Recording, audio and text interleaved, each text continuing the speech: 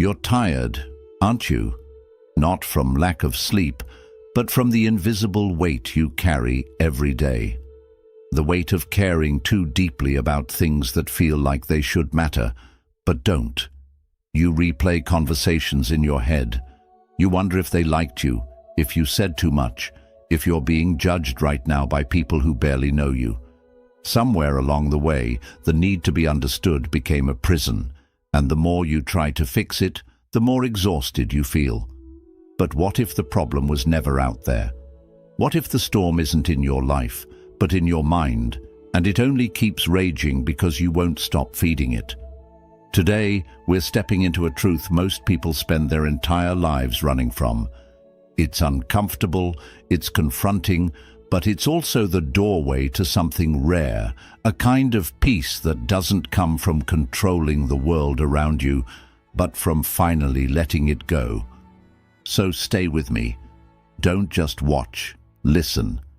Because at the end of this video, I'll share a single powerful Buddhist insight that could shift how you see your suffering and how you free yourself from it. Lesson 1.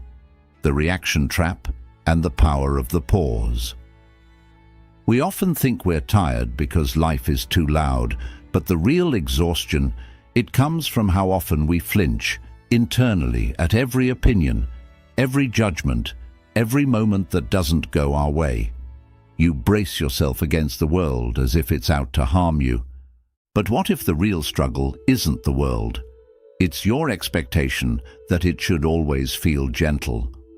In Buddhist teaching, the mind is compared not to a mirror, but to still water. When undisturbed, it reflects things as they truly are. But stir it with anger, pride, or fear, and everything becomes distorted. The disturbance isn't from the world, it's from within. You're not reacting to what happened, you're reacting to how it violated the story your mind was clinging to. So the question is this: why does a passing glance, a misunderstood text, or a forgotten thank you leave you spiraling? The answer isn't that the world is cruel, it's that your ego quietly insists it should be kinder, that it should agree with you, respect you, validate you. And when it doesn't, your mind declares war, not on them, but on yourself. Here's where the practice begins, not with silence, but with space. What if, instead of reacting, you noticed the urge to react and just paused? That tiny moment between stimulus and response is where ancient wisdom lives. It's not weakness, it's awareness. The Buddha never asked us to be emotionless, he asked us to be free. And freedom begins when we stop letting every careless word drag us into emotional battle. You can feel anger rise without letting it speak for you. You can witness pain without becoming it. This isn't detachment out of coldness, it's detachment out of clarity, because the less you need to prove something to the world, the more at peace you are within it. So the next time you're triggered, ask not, who hurt me? But, what belief am I protecting? Let go of the need to be understood by everyone. Understand yourself instead. That's where the mirror clears. That's where the fire dies without burning. And that's where real power, quiet, grounded, lasting, begins. Lesson 2. The strings you don't see and the peace they steal. You say you're in control, but if you pause long enough, you might notice something else, movements in your life that aren't entirely yours. You wake up and reach for your phone before your breath. You say yes with your mouth while your body says no. You're performing, pleasing, pretending, and you don't even realize why. This isn't freedom, it's quiet conditioning. Invisible forces, expectation, fear, the need to be needed, have been shaping your choices like strings on a puppet. You didn't choose them, but they've chosen your responses for years. The Buddha didn't teach escape, he taught clarity. And clarity begins when you stop asking what's wrong with the world and start asking, what am I believing without questioning? Look closely. That pressure to be perfect, that fear of falling behind, that urge to prove yourself. These aren't random feelings, they're patterns, scripts, old reflexes from a mind that was taught it had to earn peace through effort, attention, and control. But here's the shift. Once you can name the pattern, you are no longer inside it. You become the observer, the one who sees the string, not just the one being pulled by it. Try this. The next time your chest tightens over a comment, or you feel the urge to explain yourself for the 10th time, don't resist it, don't fight it. Just ask, what am I chasing? Whose approval am I trying to keep? What fear is this emotion defending? That is how you cut the string. True minimalism isn't just letting go of objects, it's letting go of internal noise. It's refusing to carry every thought like it's yours to obey. It's giving yourself permission to not respond, not react, not defend. Because you weren't meant to live on autopilot. You weren't meant to be a reflection of everyone else's demands. You were meant to wake up, to stop running the program and choose. Peace doesn't come from fixing everything around you. It comes from seeing clearly. And once you see the string for what it is, just a thought, just a fear, just a habit, you're free to let go. You're not broken, you're bound. And you don't need to be more, you need to be less entangled. Let go of the performance. Let go of the pressure. Let go of the illusion that you must be everything to be enough.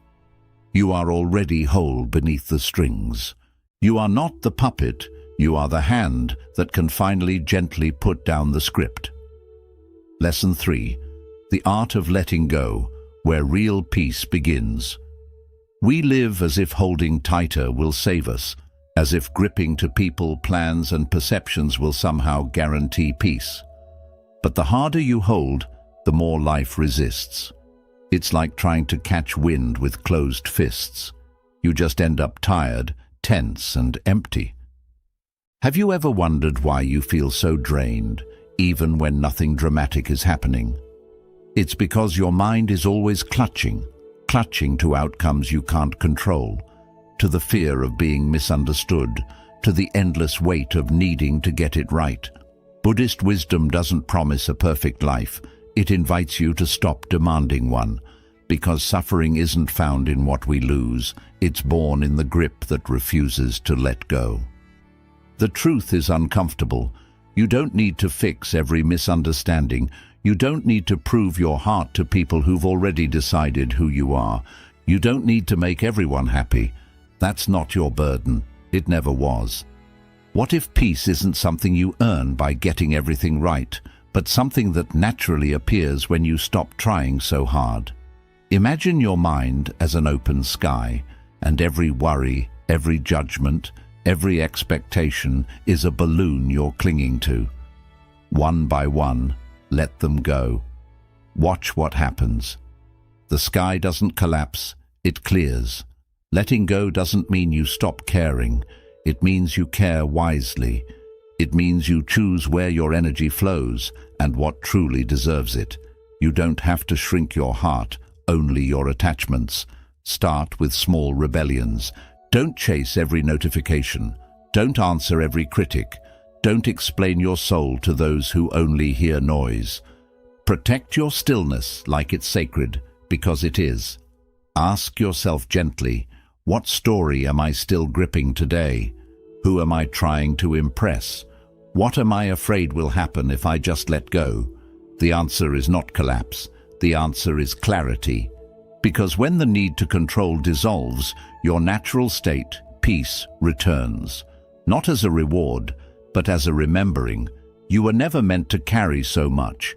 Not every burden is yours. Not every opinion is truth. And not every outcome needs your control to unfold.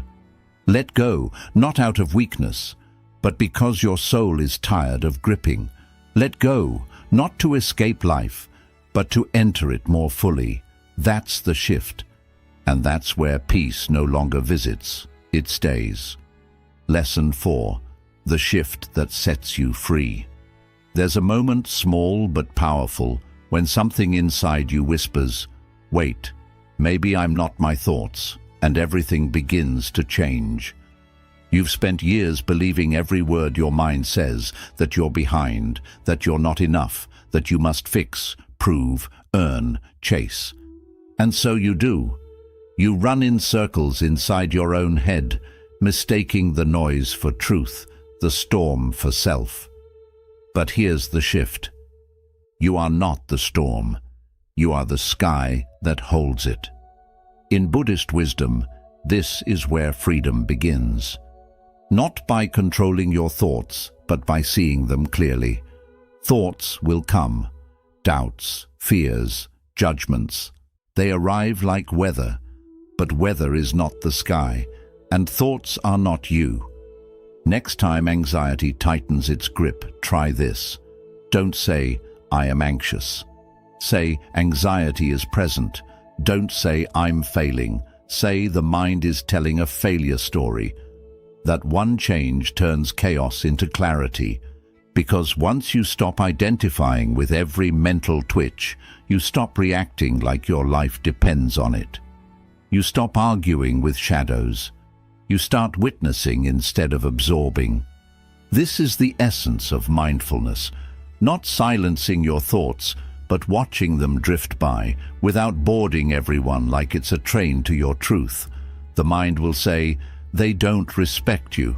The mind will say, what if it all falls apart? The mind will say, you're not good enough yet. Let it speak. But don't make it your voice. You're not here to solve every thought. You're here to stop letting them run the show. Most thoughts are just echoes of fear, of memory, of stories that were never yours to carry. When you see that, they lose their grip. Clarity is born not when your mind goes quiet, but when you stop believing every sound it makes. So next time your mind spins, do nothing but observe. Watch the story play out like a movie. Breathe, smile, let it pass. The sky never panics when the clouds gather. It simply waits, and then it clears. This is not cold detachment, it's wise compassion. You're not withdrawing from life, you're withdrawing from the illusion that every passing thought deserves your energy. And as this practice deepens, something beautiful happens. You stop drowning in the waves, because you remember, you are not the ocean, you are the sky, still, open, unshaken. You don't need to silence your mind. You only need to remember. You were never the storm. You are the one watching it pass. Lesson 5. The discipline of doing less. You're not exhausted because you're doing too much. You're exhausted because too much of what you're doing doesn't mean anything. Your time is being traded for tasks you don't believe in, conversations that drain your spirit, and distractions that feel urgent but leave you feeling hollow. Buddhism doesn't romanticize the hustle. It honors stillness, presence, and intentionality. The Buddha once said, better than 1,000 hollow words is one word that brings peace. The same is true for your days. One act done with full attention holds more power than a dozen half-hearted efforts. Imagine your life like a bowstring. Every responsibility, every worry, every distraction pulls on that string. But if your aim is scattered, if you're firing off arrows in every direction, nothing truly lands, nothing goes deep, and your peace gets pulled apart in the process. The truth is, distraction isn't just killing your productivity, it's stealing your presence. You can't fully experience the moment you're in if your mind is already rushing to the next 5. If your attention is divided, so is your life, and a divided life is a disoriented one. So here's the shift. What if today you only focused on 3 essential things, 3 tasks, 3 intentions, 3 places where your presence truly matters, emotionally, spiritually, practically? Let the rest fall away, because not every demand is worthy of your energy. Not every request deserves a yes. Some things are just noise in disguise. You've been taught that success means doing more, producing more, being constantly available. But real mastery isn't found in movement. It's found in meaning. It's not about checking every box. It's about showing up fully to what actually matters. Start small. That email that isn't urgent, let it wait. That phone call that drains you every time, you're allowed to skip it. That task that's on your list out of guilt, not purpose. Cross it off. Reclaim your time, not by filling it, but by filtering it. Doing less isn't laziness, it's courage. The courage to say, this is where my peace lives. This is where I'll show up, and the rest, I release it. And when you begin to live that way, deliberately, selectively, calmly, the noise starts to fade. Your days get quieter, but deeper. Your actions get fewer, but more meaningful. And your mind, once scattered, starts to feel like it's finally coming home.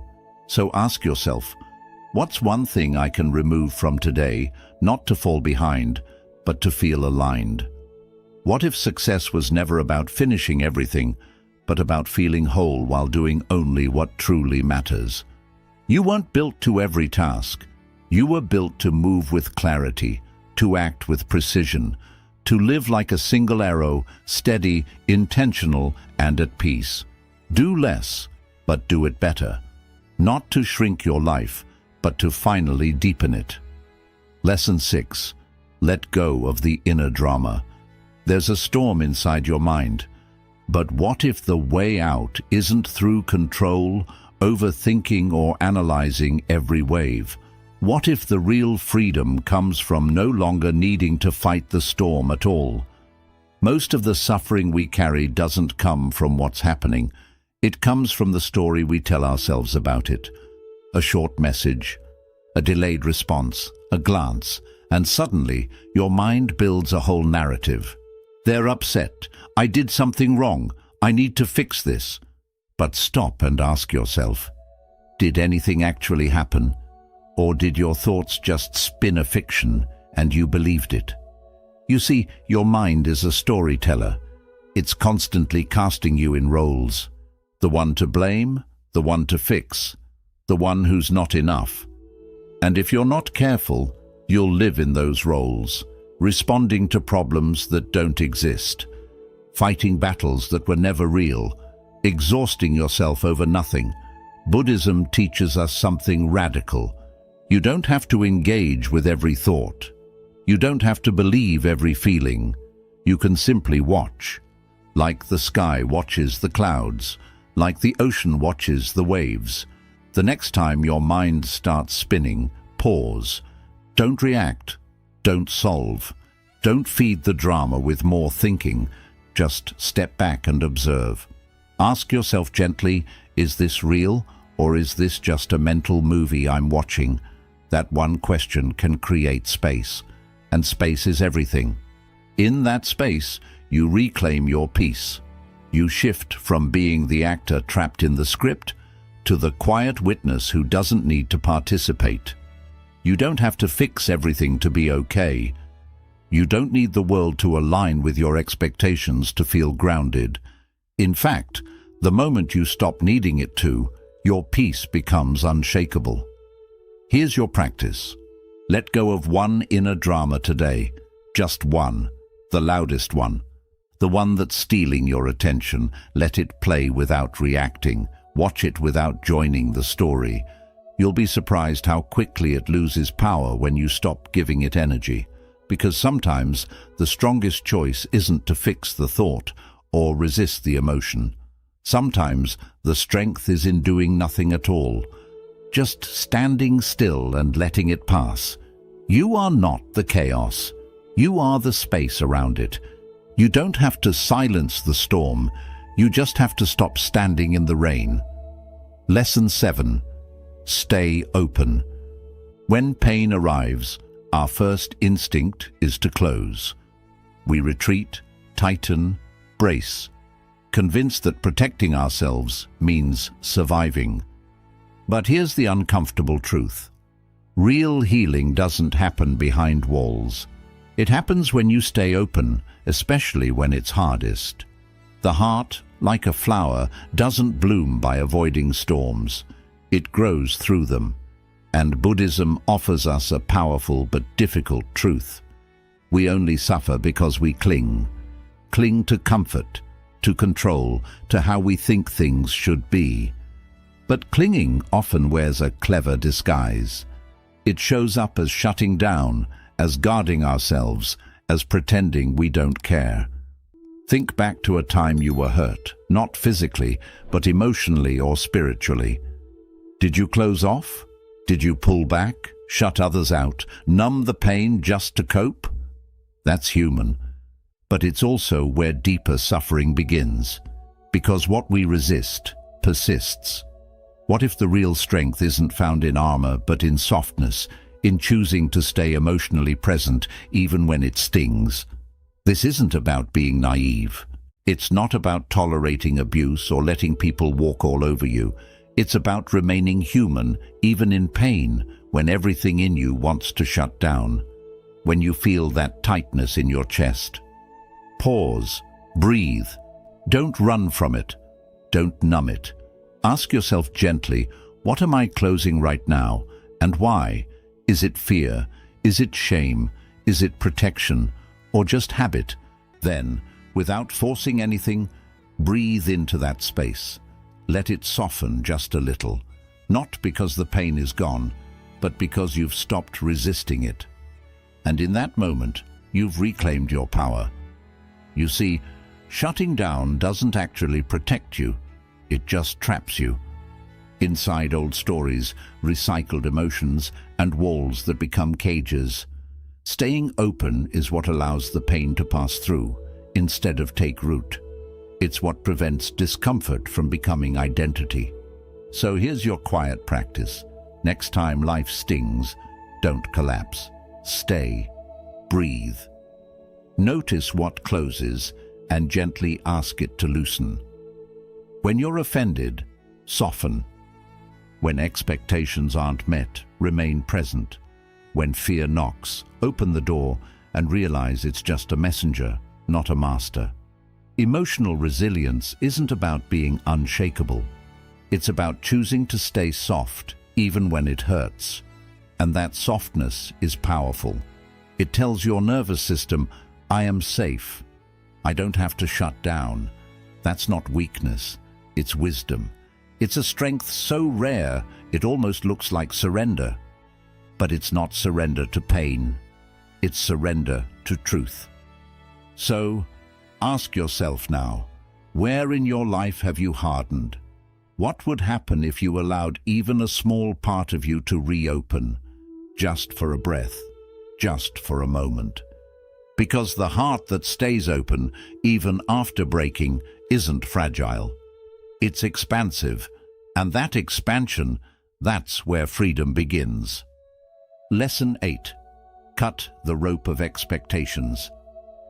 You wake up hoping for a kind word, maybe a thoughtful text, a small gesture, a sign that someone sees you. But it doesn't come, and suddenly your mood shifts.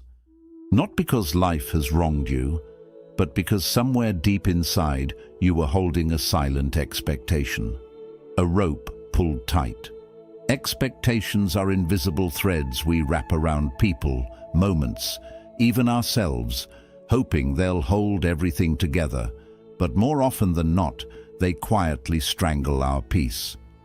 Buddhism teaches that attachment is the root of suffering, and expectations, they're just polished attachments, wrapped in the belief that life should unfold on your terms. But here's the truth. It's not the event that hurts. It's the story, the one where your friend should have remembered, the one where your partner should have responded differently, the one where life was supposed to reward you by now. But life isn't a play you get to direct. It's unscripted, untamed, unfolding. And the more you try to force the narrative, the more you suffer through every unscripted scene. So ask yourself, who are you silently waiting on right now? Who do you expect to reach out, to change, to say something that finally makes it right? What weight are you carrying simply because the world hasn't lived up to your internal script? Imagine you're standing on the edge of a cliff, clutching a rope. On the other side is a heavy rock labeled how things are supposed to be. Your hands are hurting and bleeding from holding on. Still, you keep telling yourself that if you just hold tighter, maybe it will hurt less. But the truth? Real freedom comes from letting go. What if, just for today, you let go of one single expectation? What if you stopped needing your job to show your value, your partner to understand you without words, your past to change itself? Letting go doesn't mean you're giving up. It means accepting what is instead of what you believe should be. And that change, it's not a weakness, it's wisdom, it's emotional freedom. So next time stress rises, when you feel that pinch of disappointment, pause, take a breath. Ask yourself kindly, what rope am I holding right now? Can I let it go? Not for others, but for myself. Because each rope you release is one less knot tied around your peace. Here's a quiet truth that most people never say out loud. Peace doesn't come when everything goes perfectly. It comes when you stop expecting that it must. Say this with me now. This moment is enough. I am enough. They are enough, just the way they are. And maybe, just maybe, the rope you let go of today is the same one that's been blocking your joy for far too long. Reclaim your attention. In a world that's always shouting for your focus, taking back your attention has become a powerful and rebellious act. Your attention isn't just something passive. It's a real force, like light. Whatever you shine it on starts to grow. If you give it to worries, comparisons, or the noise around you, that's what will grow in your mind. But if you turn it inward, toward presence, awareness, and calm, that's what will shape your reality. Buddhism reminds us that the mind is everything. What you think, you become. So pause and ask yourself, what am I feeding my mind today? Is it truth or noise, peace or poison? The modern world is loud. Notifications, news, opinions, they don't stop. You get pulled in every direction before your feet even touch the floor. But somewhere beneath all that noise, there's a calm and quiet space inside you, a place the noise can't reach unless you allow it. Your job isn't to control everything around you. It's to keep returning to that quiet space again and again. Focus is your true superpower. Not just for getting things done, but for staying peaceful. Because when you guide your attention, you take back your energy, your path, your life. And it all begins with letting go. Unfollow what drains your spirit. Mute what takes your focus away. Release anything that pulls you away from your true path. This isn't just about cleaning up your digital space. It's about clearing your mind. When you stop feeding the noise, your own voice becomes clear again. But don't think it will be easy. Attention is like a muscle, and like any muscle, it gets weaker when you don't use it. Distraction is the default setting. Awareness takes effort and training. The moment you catch your mind drifting, you get to choose. Keep floating away or gently bring it back, not with pressure, but with presence. This isn't about doing it perfectly. It's about showing up and practicing. The more often you return to the present moment, the more steady and grounded you feel. Over time, the noise is still there, but it doesn't control you anymore. You stop chasing every thought. You stop drowning in every wave. You stay centered. Ask yourself right now, where is my attention going? Is it helping me grow or just keeping me busy? Is it feeding my anxiety or building my peace? The world gains from your distraction, but your soul grows in your attention.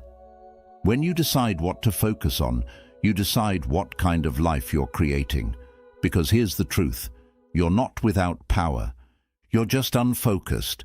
Take back your attention, and you take back your life. In the quiet beneath all the noise, your true power is waiting. Conclusion. You've made it this far, not just through a video, but through a journey back to who you really are. Because that's what this is truly about. Not learning something brand new, but remembering something ancient, something deeply true. That peace you've been searching for, it's not out there. It's not in the next success, the next apology, or the next version of yourself. It's right here, in this breath, in this moment, in your power to choose where your attention goes, which thoughts you follow, and which stories you let go. You don't need to fix your whole life to feel peaceful. You just need to return to your awareness, again and again. So when the world feels too loud, when your mind pulls you in every direction, pause. Take a deep breath. And remember, you are not the noise. You are the calm underneath it. And if this message touched something inside you, share it. Let someone else hear what their heart might be longing for. Drop a comment below. What was the one insight from this video you needed most today? Your words could be exactly what someone else needs to hear too. And if you haven't yet, hit subscribe. Because this journey isn't ending. It's just getting started. Together, we're creating a space for stillness in a world that keeps on spinning. Until we meet again, stay grounded, stay open, stay here. You are not the storm. You are the sky.